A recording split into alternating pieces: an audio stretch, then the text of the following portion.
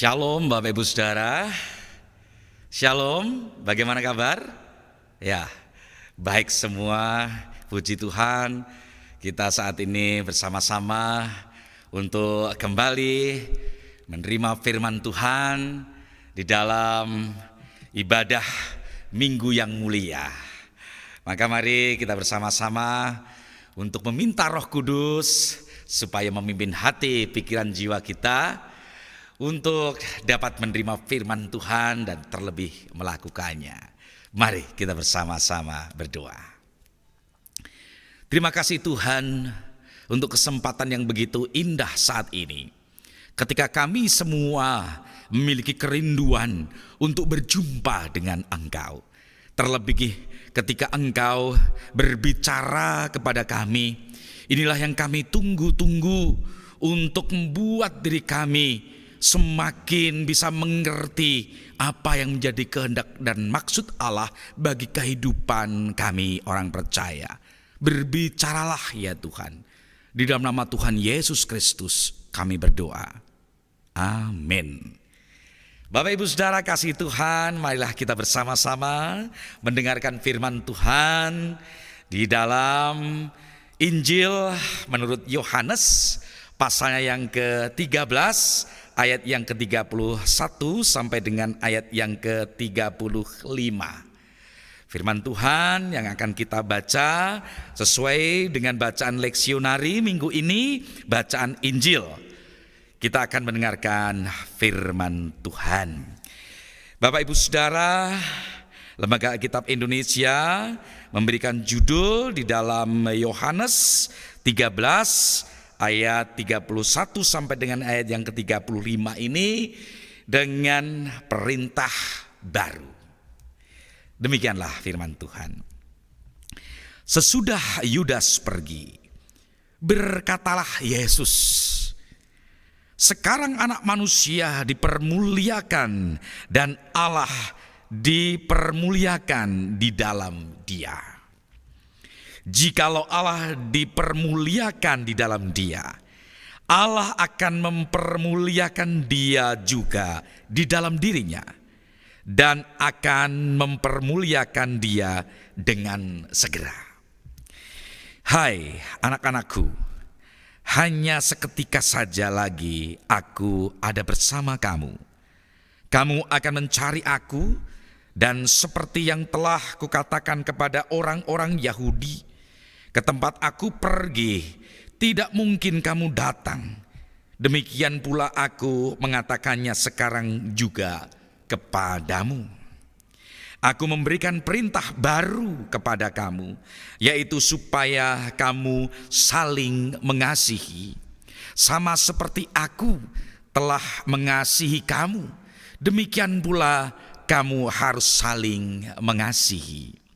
Dengan demikian, semua orang akan tahu bahwa kamu adalah murid-muridku, yaitu jikalau kamu saling mengasihi.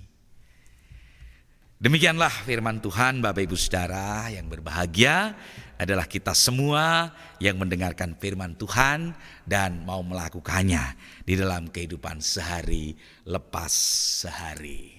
Haleluya Yahweh. Bapak Ibu Saudara kekasih Tuhan, hati kita mungkin akan terasa bergetar ketika kita mendengarkan entah saudara kita, entah teman kita, sahabat kita ngomong begini. Dengarkan, ini pesan orang mati. Kalimat ini Bapak Ibu Saudara, ini pesan orang mati. Jadi rupa-rupanya pesan orang mati ini lebih diperhatikan. Rasanya mungkin di dalam pikirannya atau jiwanya itu lebih terkesan angker. Angker ini sebenarnya dari bahasa Jawa, sinengker, Bapak Saudara ya. Sinengker, angker, apa itu artinya? Artinya adalah dikhususkan. Nah, jadi kalau ada pesan orang mati yang kesannya angker begitu ya. Oh, ini berarti sinengker yang dikhususkan. Ya, mungkin ada sedikit lah kesan-kesan gaibnya begitu ya. Tetapi itulah fakta yang kita lihat di tengah-tengah masyarakat Bapak Ibu Saudara, bahwa pesan orang mati biasanya lebih diperhatikan. Mengapa begitu? Ya, karena ini adalah pesan-pesan di mana orang itu sudah saatnya menyampaikan hal yang terpenting di dalam hidupnya. Si pemesan sadar bahwa sebentar lagi tidak akan dapat berjumpa dengan orang-orang yang diberikan pesan. Maka pesan itu adalah substansial. Pesan itu mengandung sebuah hakikat dan itu penting sekali, saudara-saudara. Mungkin Bapak Ibu Saudara sudah pernah mengalaminya, di mana? Oh, mungkin di tengah-tengah keluarga. Pesan siapa gitu ya? Pesan Mbah Kakung Swargi atau almarhum. Pesan siapa? Mbah Putri Swargi atau almarhumah. Ini pesan orang mati loh. Jangan main-main. Nah, Bapak Ibu Saudara, itulah yang sering kali kita jumpai. Sehingga ketika kita bersama-sama mendengarkan firman Tuhan pada kesempatan kali ini, ya sedikit banyak sebenarnya kita sedang dibawa dalam suasana angker itu, saudara-saudara ya. Kenapa angker? Rupa-rupanya Tuhan Yesus memberikan pesan kepada murid-muridnya. Tatkala apa? Tatkala waktu akhir-akhir saat Yesus akan mengakhiri pelayanannya di dunia. Bahkan pesan itu disampaikan dengan jelas oleh Tuhan Yesus sendiri, saudara-saudara. Hai anak-anakku, hanya seketika saja lagi aku ada bersama kamu. Bapak Ibu Saudara, hal ini yang sungguh mengetuk hati murid-muridnya. Pasti di dalam hati murid-muridnya, sahabat-sahabatnya, saudara-saudara, tidak akan bisa ikhlas lepas dengan gurunya, dengan Tuhannya. Dan sungguh dia ingin selalu bersama dengan Tuhan Yesus. Dia ingin selalu mendengarkan kata-kata Tuhan Yesus dengan telinganya sendiri. Dengan matanya ia melihat Yesus secara pribadi. Itulah yang selalu diharapkannya. Tetapi Yesus berkata waktu itu bahwa sebentar lagi sepertinya waktu ini adalah waktu yang istimewa. Bahwa Yesus sendiri juga menerangkan, menjelaskan kepada mereka bahwa ketika Tuhan Yesus nanti tidak bersama dengan mereka, maka mereka pun tidak akan bisa datang menjumpainya secara fisik mestinya, Bapak Ibu Saudara. Kamu akan mencari aku, dan seperti yang telah aku katakan kepada orang-orang Yahudi, ke tempat aku pergi tidak mungkin kamu datang. Demikian pula aku mengatakannya sekarang juga kepada kamu. Wow, semakin deg-degan ini Bapak Ibu Saudara. Gusti, patu komunikasi badhe datang pundi, kan begitu Bapak Saudara. Mungkin dengan hati yang sangat-sangat hancur begitu ya, ketika mau ditinggal pergi rasanya. Tetapi justru disitulah saudara-saudara, murid-muridnya sungguh memperhatikan pesan-pesan terakhir dari Tuhan Yesus. Pesan itu apa, Bapak Ibu Saudara? Pesan itu sangat sederhana. Dan pesan itu sering kita dengarkan ketika kita beribadah. Dan saat ini pesan itu akan saya ulang lagi di dalam kita bersama-sama mendengarkan firman-Nya. Apa pesan itu? Aku memberikan perintah baru kepada kamu, yaitu supaya kamu saling mengasihi. Apa Bapak Ibu Saudara? Betul. Saling mengasihi. Seperti panggilan di dalam judul renungan khotbah di minggu ini. Saling mengasihi. Sangat sederhana saudara-saudara. Tetapi begitu beratnya, gak gampang saudara-saudara untuk melakukan sebuah kasih. Maka saudara-saudara, pekerjaan yang berat ini tidak akan mungkin bisa dilakukan manusia sebelum Allah sendiri yang berinisiatif untuk melakukannya. Sebagai contoh, sebagai teladan, dan disitulah kita mengikuti jejak langkah kaki Yesus di dalam menyatakan kasih-Nya kepada sesama, terlebih kepada Tuhan. Maka saudara-saudara, yang dilakukan Tuhan Yesus adalah pertama ketika Tuhan Yesus harus mendamaikan dahulu manusia dengan Allah. Karena jelas Bapak Ibu Saudara, sejak Adam dan Hawa memberontak kepada Tuhan, manusia tidak lagi memiliki hubungan yang harmonis lagi dengan Tuhan. Dan jelas manusia justru menerima sebuah hukuman yang tidak ringan Bapak Ibu Saudara.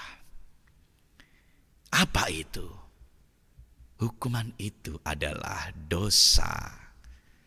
Di mana dosa itu pasti akan membawa manusia ke dalam maut, di dalam kematian kekal. Dan disitulah Allah menangis saudara-saudara. Karena cintanya, karena kasihnya kepada manusia, Allah meneteskan air matanya. Dan Allah sendiri yang berkehendak untuk menyelamatkan manusia. Allah sendiri yang kemudian turun menjadi manusia di dalam diri Yesus. Menjadi korban persembahan. Untuk sebuah persembahan perdamaian. Ketika Yesus sendiri saudara-saudara yang berperan sebagai Agnus Dei, anak domba Allah yang dikorbankan dan dipersembahkan sebagai persembahan damai, korban damai kepada Tuhan. Maka itulah yang dilakukan Yesus kali pertama saat setelah ia memberikan pesan kepada murid-muridnya. Karena Yesus sadar sebentar lagi misi penyelamatan Allah, puncak penyelamatan Allah ini harus dilakukan dan dikerjakan di Gunung Golgota. Maka Yesus disalibkan, saudara-saudara. Disitulah manusia dan Allah diperdamaikan. Melalui korban penebusan Yesus, kita semua saudara-saudara dibersihkan dari dosa. Dan kita memiliki hubungan damai dengan Allah. Bagaimana Allah sungguh mengasihi manusia. Dan manusia dengan kesungguhan hati bisa mengasihi Allah. Disitulah saudara-saudara ketika hubungan Allah dengan manusia beres, harmonisasi, cinta, kasih, sayang itu pulih seperti ketika di Taman Eden.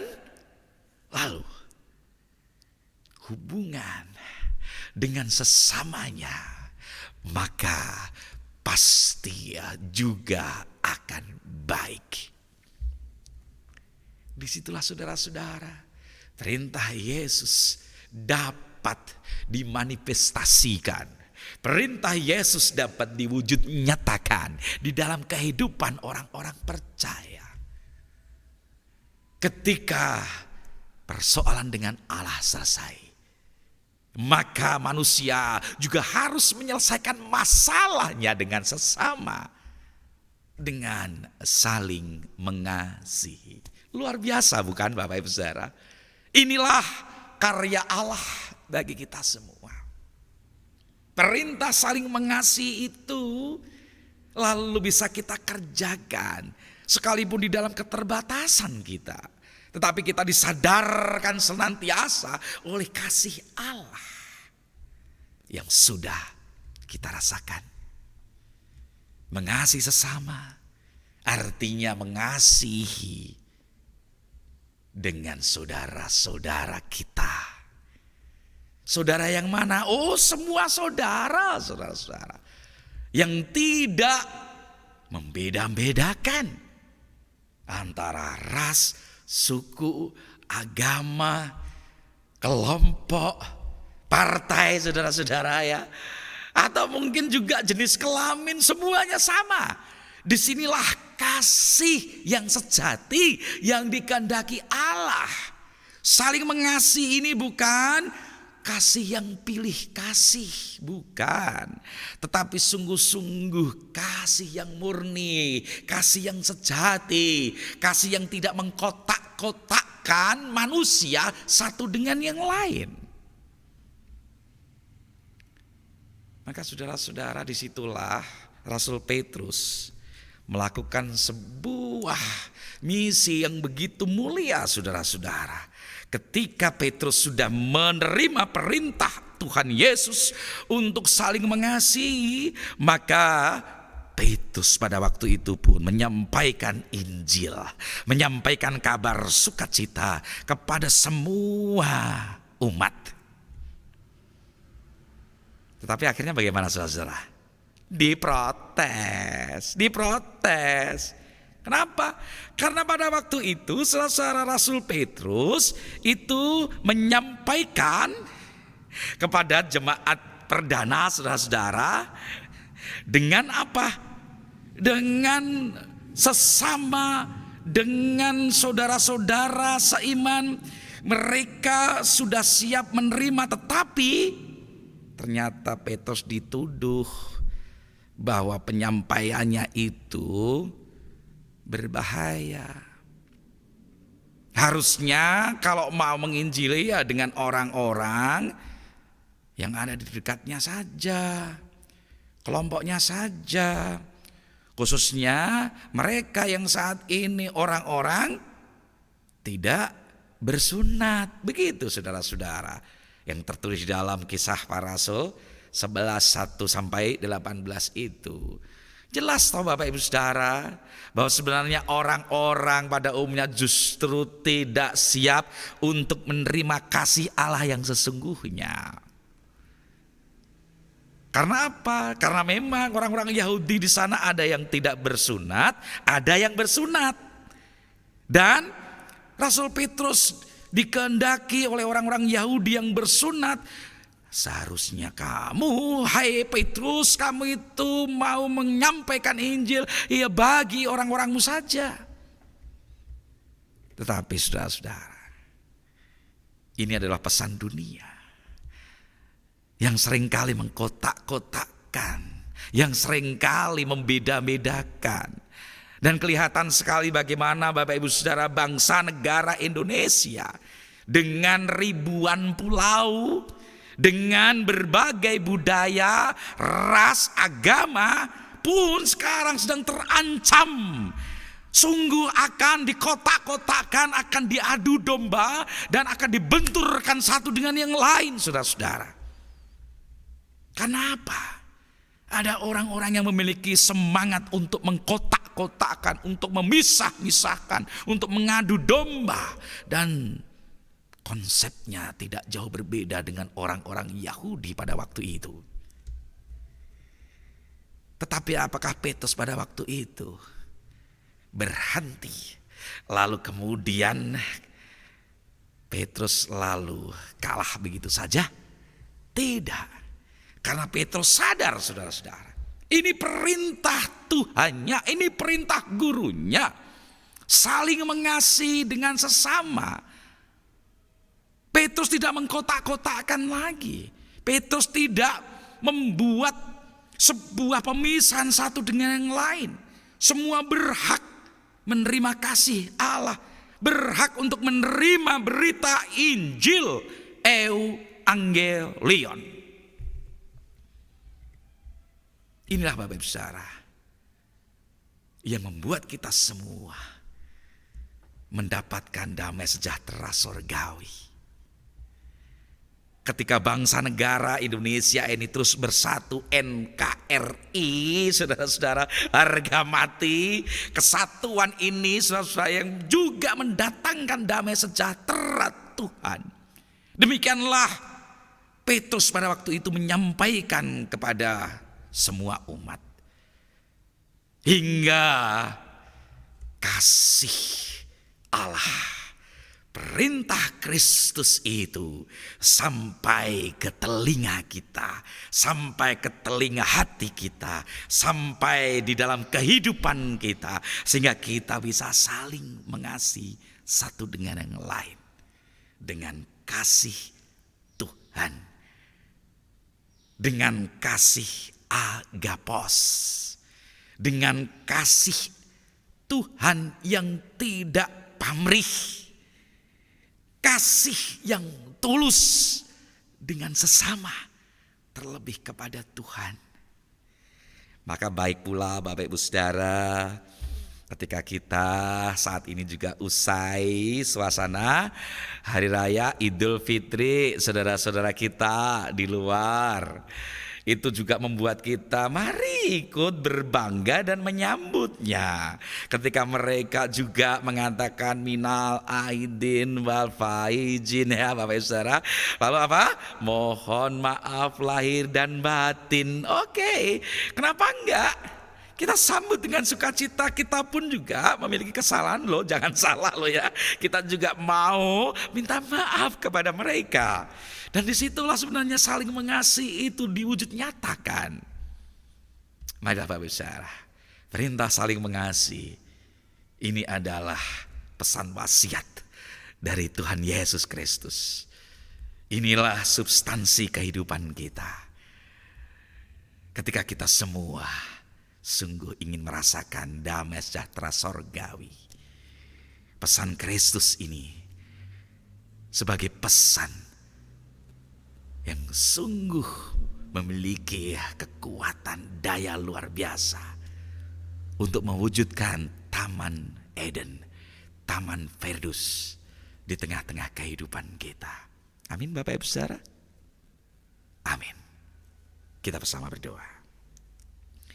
Terima kasih Tuhan untuk kesempatan yang begitu indah kali ini, ketika kami mendengarkan sapaan firman-Mu yang begitu indah. Terlebih ketika Engkau memberikan pesan suci, pesan mulia bagi kami, untuk kami saling mengasihi.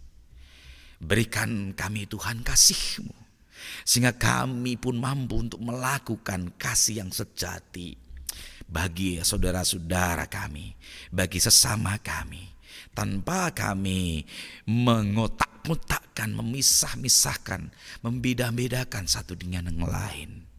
Sehingga kami mau Tuhan dengan keberagaman, dengan kebinekaan di negara bangsa kami terus mau menunjukkan kasih Allah. Dan kami akan merasakan damai sejahtera sorgawi bersama dengan Kristus saat ini dan sampai selama-lamanya. Terima kasih Tuhan. Amin.